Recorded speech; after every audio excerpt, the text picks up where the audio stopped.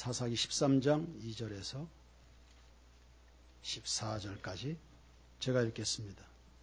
소라 땅에 단 지파의 가족 중에 마누아라 이름하는 자가 있더라. 그의 아내가 임신하지 못함으로 출산하지 못하더니 여호와의 사자가 그 여인에게 나타나서 그에게 이르시되 보라, 내가 본래 임신하지 못함으로 출산하지 못하였으나 이제 임신하여 아들을 낳으리니 그러므로 너는 삼가 포도주와 독주를 마시지 말며 어떤 부정한 것도 먹지 말지니라. 보라, 내가 임신하여 아들을 낳으리니 그의 머리 위에 삭도를 대지 말라. 이 아이는 태에서 나옴으로부터 하나님께 바쳐진 나실인이 됨이라.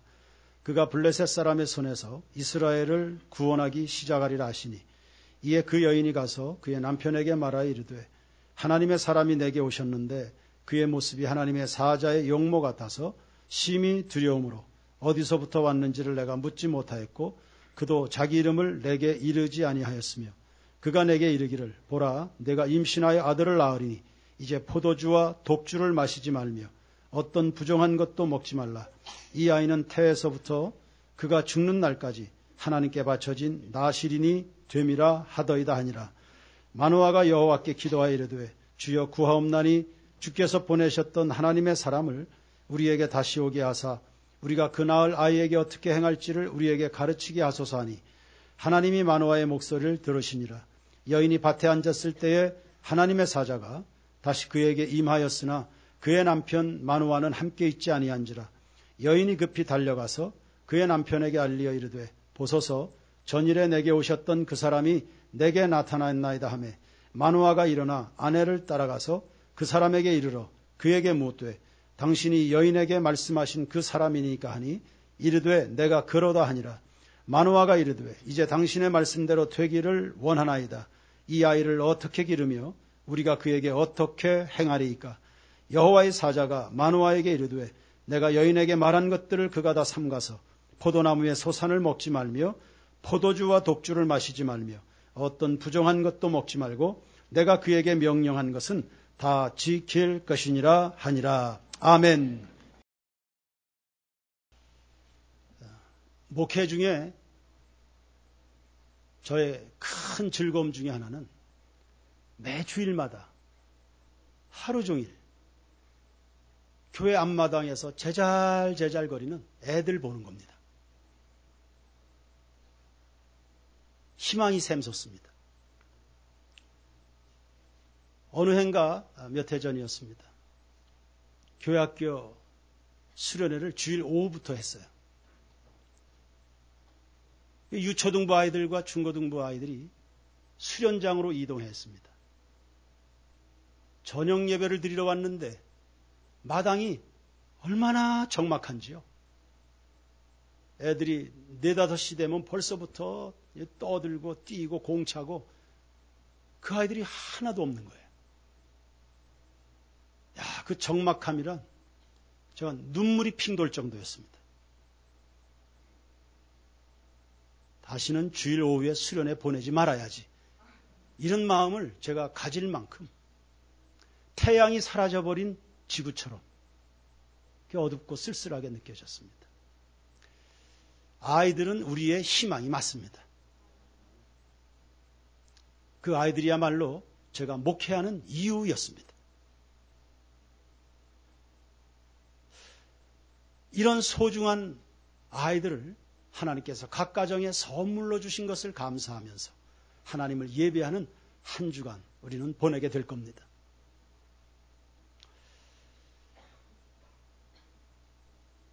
마누아의 가정의 이야기입니다. 단지파 사람인데 아내가 오래도록 임신을 못했습니다. 10년이 됐을까요? 결혼한 지 20년이 흘렀을까요? 오래도록 임신을 못했습니다. 옆집에선 아들이 없네 딸이 없네 타령인데 이 집은 아들도 없고 딸도 없는 겁니다. 자식은 여호와의 주신 기업이고 태열매는 그의 상급이라 했습니다. 성도 여러분, 아들이든 딸이든 하나님이 주셨으면 감사하고 축복하시길 바랍니다. 마누아의 그 부부는 자식 없이 우울하게 지내던 어느 날이었습니다. 3절에 보니까 여호와의 사자가 나타나서 여인에게 이야기했습니다. 지금까지는 임신을 못했는데 이제 네가 잉태하여 자녀를 아들을 낳을 것이다. 다 같이 아멘 하시기 바랍니다. 아들을 낳을 것이다. 우리 성도들의 가정마다 육적인 출산으로 인해서 다산의 복을 누리시길 축원하고, 밖으로는 아이들 부지런히 전도해서 구원에 이르게 하는, 그래서 우리 세인교회 예배당에서는 제잘제잘 떠드는 어린아이들의 소리를 하나님이 늘 들으시도록 그런 교회 공동체이기를 축복합니다. 네가 임신하여 아들을 낳으리라. 이게 웬 복음입니까? 아내는 남편에게 달려갔습니다. 하나님의 사람이 나타나서 아들을 주신다 약속했습니다. 그 소리를 듣고는 남편이 기도부터 하는 거예요. 할렐루야. 뭐부터 했다고요? 기도부터. 그 기쁜 소식을 듣고는 이 남편이 하나님 앞에 기도부터 하는 겁니다. 남편도 신실한 신앙인이었던 합니다. 8절을 보세요. 그 기도 내용이 참 훌륭합니다. 마노아가 여호와께 기도하여 이르되 주여 구하옵나니 주께서 보내셨던 하나님의 사람을 우리에게 다시 오게 하사 우리가 그 낳을 아이에게 어떻게 행할지를 우리에게 가르치게 하옵소서. 참 아름다운 기도입니다. 아내의 출산은 이미 기정사실한, 지금 아이가 태어난 것도 아닙니다. 그런데 하나님이 말씀하셨으니까 이 아이가 우리 가정에 태어날 것을 이미 믿음으로, 그래서 하나님 말씀하셨으니까 그 약속 꼭 지키세요. 우리 아내 순산하게 해주세요. 태어날 그 아들 잘 되게 해주세요. 이런 기도가 아닙니다. 하나님이 말씀하신 대로 이 아이가 태어날 텐데, 그러면 이 아이를 어떻게 키워야 하나님께 영광이 되겠습니까?를 묻는 겁니다.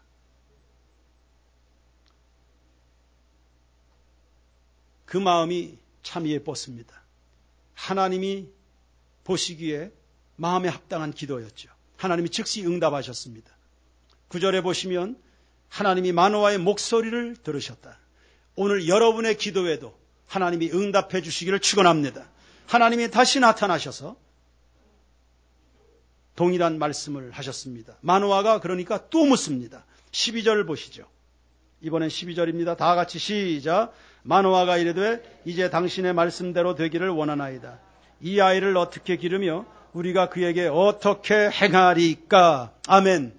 마노아가 지금 태어날 아이의 양육 문제를 가지고 누구하고 의논하고 있죠? 하나님께. 이 세상에는 교육 전문가들 수두룩합니다. 입시 코디들도 있습니다. 상담받을 만한 곳이 굉장히 많습니다. 그런데 마노아는 지금 누구에게 여쭙고 있어요? 하나님께. 이 땅의 이론이 아닙니다. 이 땅에서 나오는 사람들의 지혜로 짜낸 교육 방식이 아닙니다. 하나님의 교육 방식을, 하나님의 이론을 여쭙고 있는 거죠. 최고 수준의 교육 방식입니다. 주목하고 싶은 것은 기도는 마노아가 했는데 하나님으로부터 주어진 하늘의 교육 방식을 우리 모두가 지금 누리고 있다는 거죠. 기도는 마노아가 했는데 기도하는 사람이 역사의 보탬이 되는 겁니다. 기도하는 교인이 세인교회의 보탬이 되는 성도들이 될 줄로 믿습니다. 여러분 직장에 기도하는 그 사람이 축복의 통로가 될 겁니다. 기도하는 사람을 통해서 역사의 발전을 이루어 가십니다. 마노아가 아이를 어떻게 양육하면 좋겠습니까? 하나님이 알려주셨어요. 그리고 오늘날 우리가 이것을 다 지금 접하고 있는 겁니다. 쉬지 않고 기도하십시오. 늘 기도하십시오. 하나님의 얼굴을 구하는 세인교회 교우들 되기를 축원합니다. 기도의 무릎 약화되지 마시고 하나님을 찾는 여러분의 발걸음이 소홀히 되지 않길 바랍니다. 어떻게 해야 됩니까? 하나님이 알려주셨어요. 13절, 14절을 제가 읽습니다. 여호와의 사자가 마노아에게 이르되 내가 여인에게 말한 것들을 그가 다 삼가서 포도나무의 소산을 먹지 말며 포도주와 독주를 마시지 말며 어떤 부정한 것도 먹지 말고 내가 그에게 명령한 것은 다 지킬 것이니라 하니라. 아멘. 마노아가 이 아이를 어떻게 양육하면 좋겠습니까? 그랬더니 하나님이 주신 말씀이 여인에게 주신 말씀입니다. 포도주와 독주를 마시지 말라. 부정한 것들 접촉하지 말라. 여러분 어디 말씀이 생각나나요? 이거 무슨 말씀입니까? 민수기 6장에 보면 나실인의 규례가 나옵니다. 하나님이 장차 붙들어 쓰실 하나님께 드려진 그 인물들을 훈련하는데 하나님이 제정하신 세 가지 규칙이 있습니다. 독주를 멀리할 것, 머리를 길게 할 것, 부정한 것들 접촉하지 말 것 등등에 관한 그런 말씀드립니다. 그런데 나실인으로 민족을 구원하게 될 사람은 아들 삼손입니다. 근데 하나님은 지금 누구에게 말씀하세요? 어머니에게 말씀합니다. 어머니에게 포도주와 독주를 마시지 말라. 나실인의 규례를 어머니가 지킬 것을 지금 지시하는 겁니다. 하나님의 대답이 동문서답같이 느껴지지 않습니까? 마노아는 지금 애한테 초점이 있습니다. 그런데 하나님의 초점은요, 어머니에게. 성도 여러분, 부모의 경건성과 자녀의 축복이 직결되어 있음을 놓치지 마시길 바랍니다. 출애굽기 20장 5절로 6절까지입니다. 나의 하나님 여호와는 질투하는 하나님인즉 나를 미워하는 자의 죄를 갚되 아버지로부터 아들에게로 3세대까지 이르게 하거니와 나를 사랑하고 내 계명을 지키는 자에게는 1000대까지 은혜를 베푸느니라. 아멘. 하나님을 미워하는 사람, 하나님을 경외할 줄 모르는 사람의 삶의 결과, 하나님을 사랑하는 사람의 인생의 나중의 결과, 대조돼서 나타나고 있습니다. 이런 말씀들이 구체적으로 실현된 사례들은 있나요? 예, 있습니다. 성경에 상당히 많이 나오고 2000년 교회 역사 속에 이 말씀이 어떻게 성취되는지 많이 발견할 수 있을 만큼 허다한 증인들로 우리는 둘러싸여져 있습니다. 그 대표적인 예가 아간입니다. 여호수아 7장에 보시면 이스라엘이 여리고성을 정복합니다. 그때 아간이 하나님의 물건을 도둑질합니다. 그리고 자기 장막 밑에 숨겨놓았죠. 비밀이 어디 있습니까? 하나님을 속일 자가 누가 있습니까? 바로 들통났습니다. 그래서 그 가족들이 다 돌에 맞아 처형당합니다. 여러분, 도둑질을 아버지가 했습니다. 자식들이 무슨 죄가 있습니까? 가족들 전체가 다 돌에 맞아 처형당했습니다. 돌에 맞아 형벌을 당했다. 꼭 돌 맞아야 그것이 하나님의 형벌일까? 꼭 그런 것도 아닙니다. 최근에 김아무개 법무차관의 성접대 사건이 연일 사람들의 입에 오르내렸습니다. 그게 개인 문제입니까? 그 집에 자식들이 있습니다. 아마 손주도 봤을 것 같아요. 그 자식들과 손주들이 당하게 될 그 상처를 생각해 보십시오. 자녀 3, 4대까지 고통을 당한다. 여러분, 이 말씀은 진리입니다. 사랑하는 성도 여러분, 여러분의 삶의 발자취에 대해서 책임을 지시기 바랍니다. 반면에 이삭을 보세요. 어느 해인가 농사 짓다 흉년이 찾아왔습니다. 주거지를 옮겨야 되나 고민했습니다. 그때 하나님이 나타나셔서 아주 친절하게 그의 앞길에 대해서 지도해 주시는 장면이 창세기 26장에 나옵니다. 보시죠. 창세기 26장 2절에서 5절입니다. 여호와께서 이삭에게 나타나 이르시되, 그냥 나타나셨을까요? 하나님을 향한 갈망이 있었을 겁니다. 이삭은 기도하는 사람이거든요. 아내 리브가를 맞이하는 그때도 들판에서 기도하고 있었습니다. 이삭 기도하는 사람입니다. 이삭은 하나님 앞에 기도했을 것이고 그 갈등 속에 하나님이 나타나서 말씀을 주셨습니다. 주의 음성 듣는 성도들 되기를 축원합니다. 하나님이 말씀하십니다. 애굽으로 내려가지 말고 내가 내게 지시하는 땅에 거주하라. 이 땅에 거류하면 내가 너와 함께 있어. 할렐루야.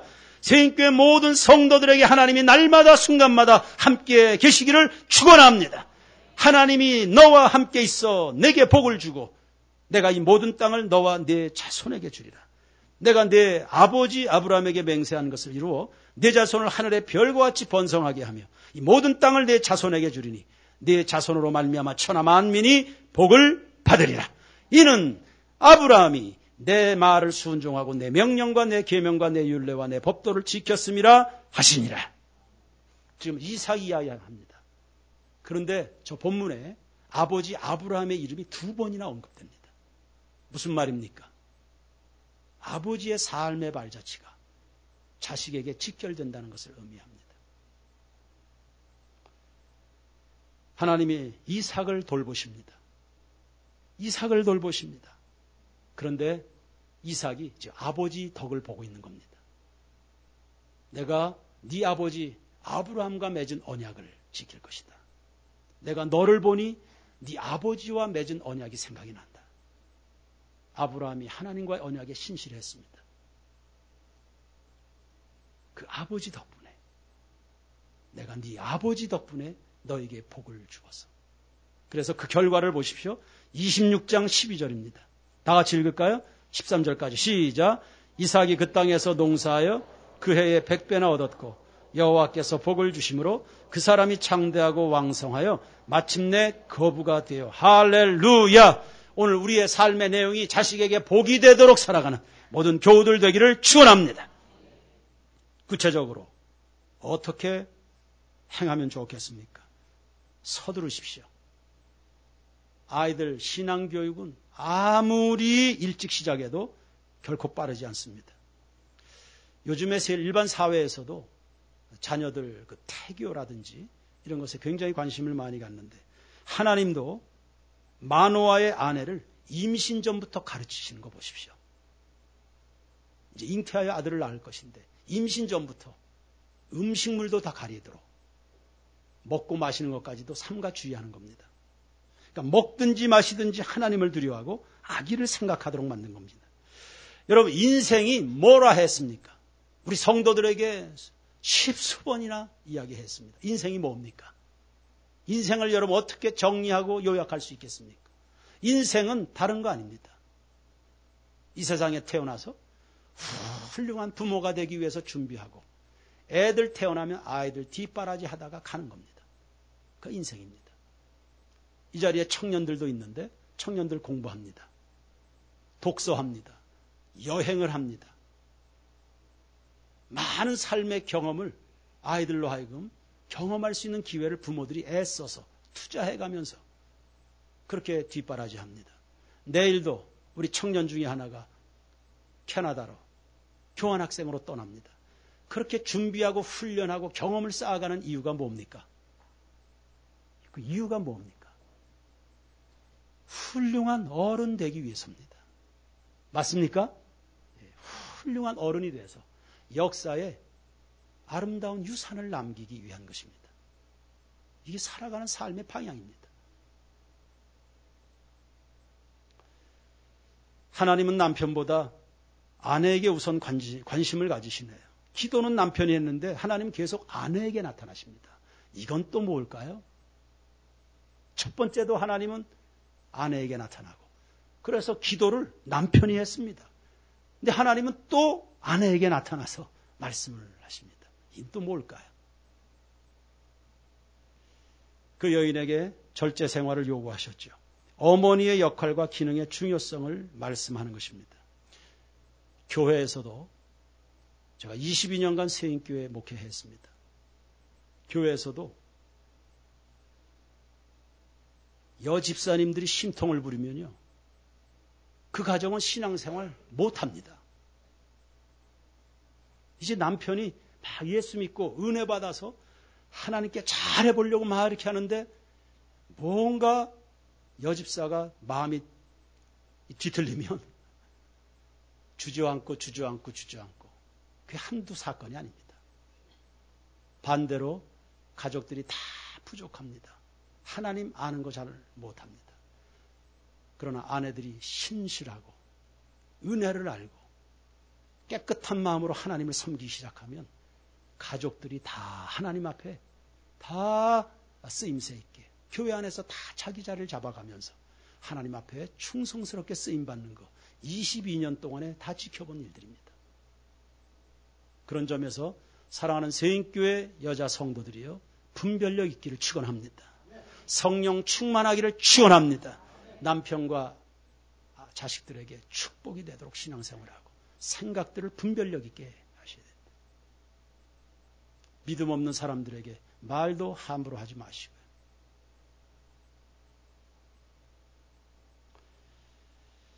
실제로 잉태한 여자가 술을 마시면 뱃속의 아이의 지능부터 해서 각종 좋지 않은 많은 영향이 나타난다는 거, 이거 우리가 일반 상식적으로 다 알고 있는 거죠. 성경이 얼마나 과학적이고 합리적이고 의학적인지 모릅니다. 이미 그 옛날 수천 년 전에 하나님은 삼손을 잉태하게 될 여인에게 포도주나 독주 마시지 말아라.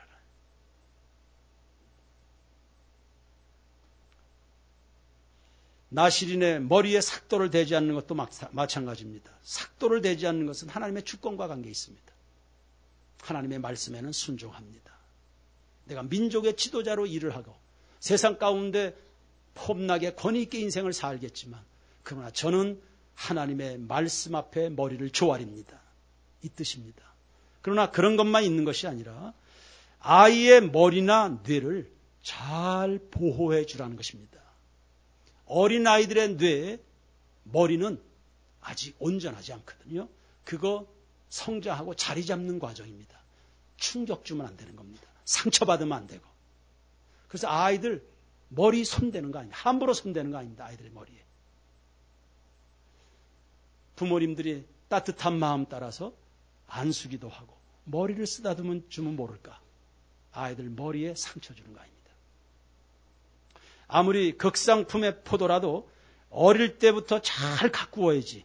그래야 극상품의 열매를 맺는 겁니다. 마냥 방치하면 다 들포도 나무가 되는 것입니다.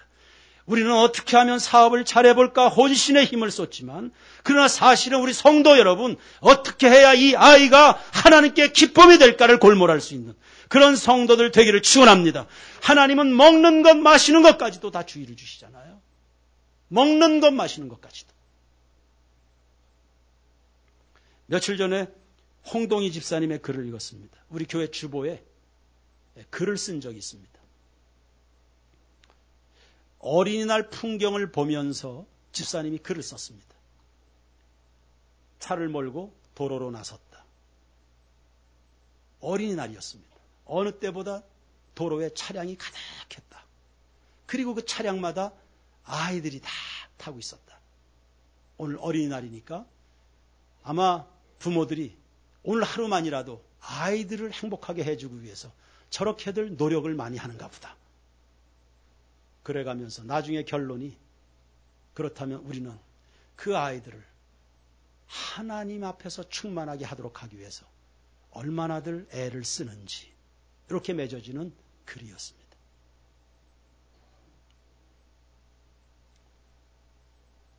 우리는 어떤 모습일까요? 삼손은 하나님이 주신 선물이었습니다. 자력으로 할 수 없는 일이었습니다.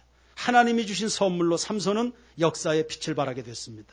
사랑하는 성도 여러분, 여러분의 가정의 아이들 하나님이 주신 선물인 줄로 믿습니다.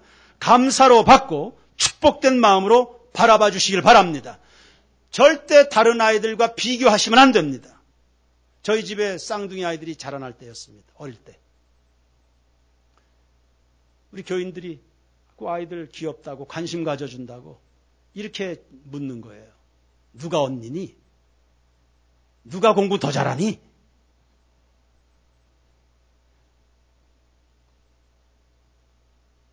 그 아이 이뻐해 주느라고 해주는 말인 건 아는데 그 소리를 듣는 저는 뜨끔하지요.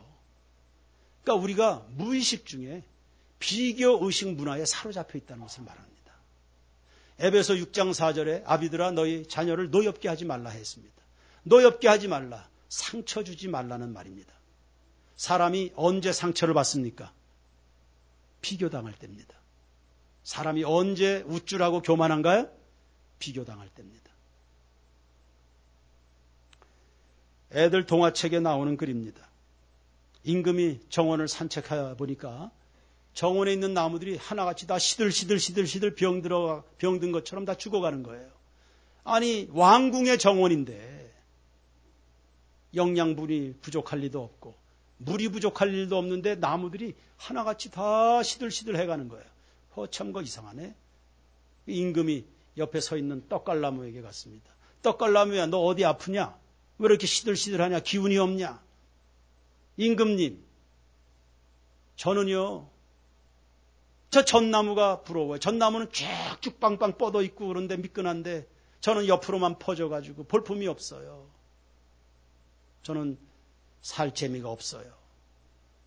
그래? 임금이 다시 전나무 곁에 와가는 전나무도 시들시들. 너는 또 왜 그러냐? 떡걸나무가 너 부럽다는데 너는 또 왜 그 모양이냐? 임금님, 저는 뭐 키만 늘씬할 뿐 저 포도나무처럼 열매가 없잖아요. 아무리 노력해도 저는 열매를 맺을 수가 없어요. 저는 아무런 가치가 없어요. 임금이 포도나무에게 갑니다. 포도나무도 시들시들합니다. 너는 또 왜 그러냐? 너는 아주 맛있는 열매를 이렇게 많이 맺는데 왜 이렇게 또 시들시들하냐?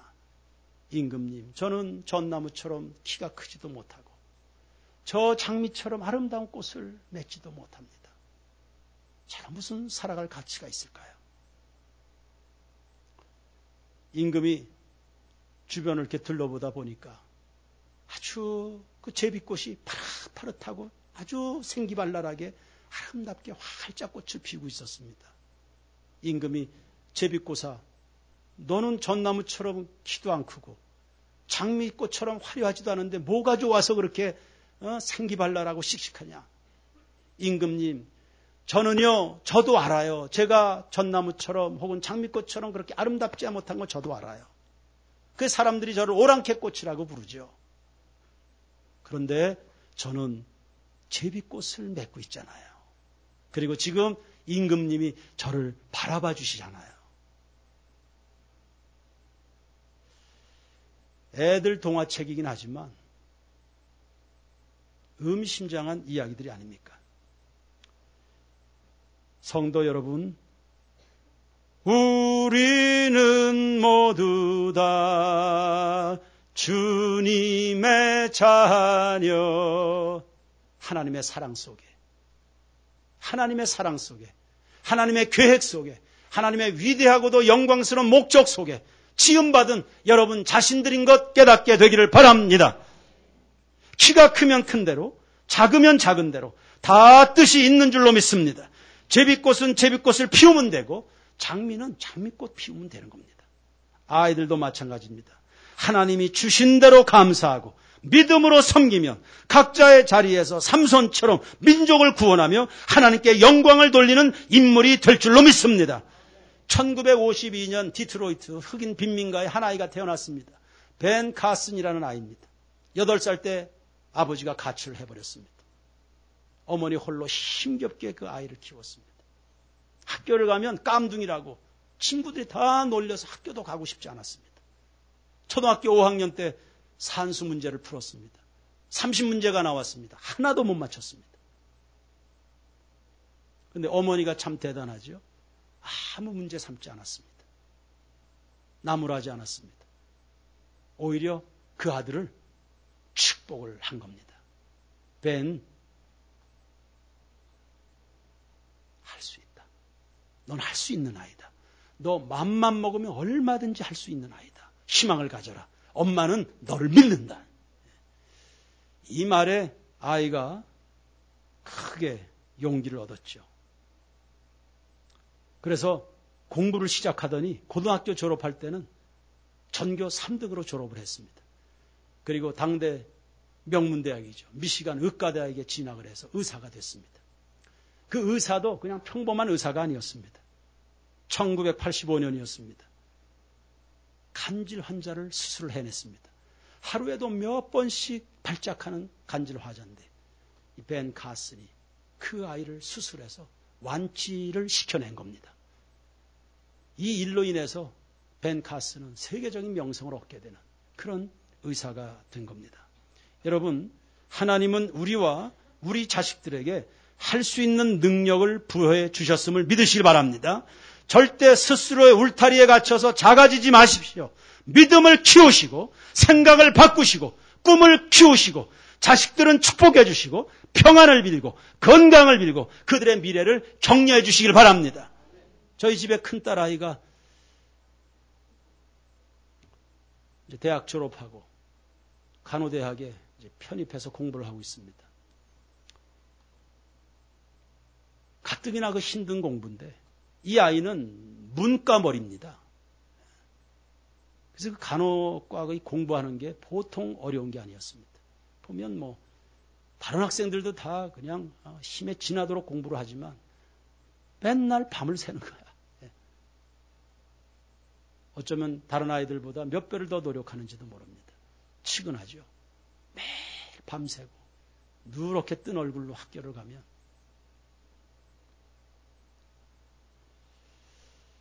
뭐 의사 공부, 간호사 공부하려면 다 저 정도 해야지. 뭐 이렇게 생각하고 지나갈 수도 있었을 겁니다. 근데 어느 날 하나님이 제 마음을 바꿔주셨어요. 매일 밤 기도회를 마치고 집에 들어갔는데 아이가 여전히 책상에서 씨름을 하고 있었습니다. 그래서 제가 머리에 손을 얹고 하나님 아버지, 얘 진현이는 문과머리입니다. 하나님 아시죠? 얘 문과머리입니다. 근데 얘가 간호과 공부를 하느라고 이 고생을 합니다. 그러나 주님이 능력을 주시면 어떤 유형의 공부도 능히 잘 감당할 수 있을 줄로 믿사오니 하나님이 지혜와 명철을 주시옵소서. 다니엘처럼 10배나 더한 지혜를 주세요. 그렇게 기도하고 나니까 치근했던 마음보다는 마음이 평안합니다. 하나님이 이 아이를 복 주실 것이 믿어지니까 능히 잘 감당할 수 있는 아이가 될 줄로 믿으니까요. 생각을 바꾸십시오. 우리는 모두 다 하나님의 자녀입니다. 인생을 살다 보면 때로는 부족하고 힘이 버겁게 느껴질 때도 있겠죠. 그러나 그것마저도 감사하고 하나님께 기도하십시오. 부족한 거는 그냥 부족한 것뿐일, 그건 나쁜 게 아닙니다. 다시 이야기합니다. 인생 사는데 부족한 것들 많이 있을 겁니다. 그거 그냥 부족한 것뿐입니다. 그건 나쁜 거 아닙니다. 오히려 그 부족한 것 때문에 하나님의 은혜를 힘입어 더 위대한 인생을 살아가는, 부족함을 발판으로 삼아서 인생을 도약한 수많은 주변의 믿음의 사람들이 있습니다. 여러분들도 그와 같이 되기를 주의 이름으로 축원합니다. 하나님이 이 아이를 어떻게 기르면 좋겠습니까? 이 아이를 어떻게 양육하면 좋겠습니까? 저는 이 말씀을 이렇게 적용했습니다. 하나님, 저를 어떻게 하면 좋겠습니까? 마누아는 이 아이를 어떻게 하면 좋겠습니까? 하나님은 어머니에게 이야기했죠. 그래서 저는 이 말씀을 오늘 그렇게 받고 싶어요. 하나님, 저를 제가 어떻게 관리하면 좋겠습니까?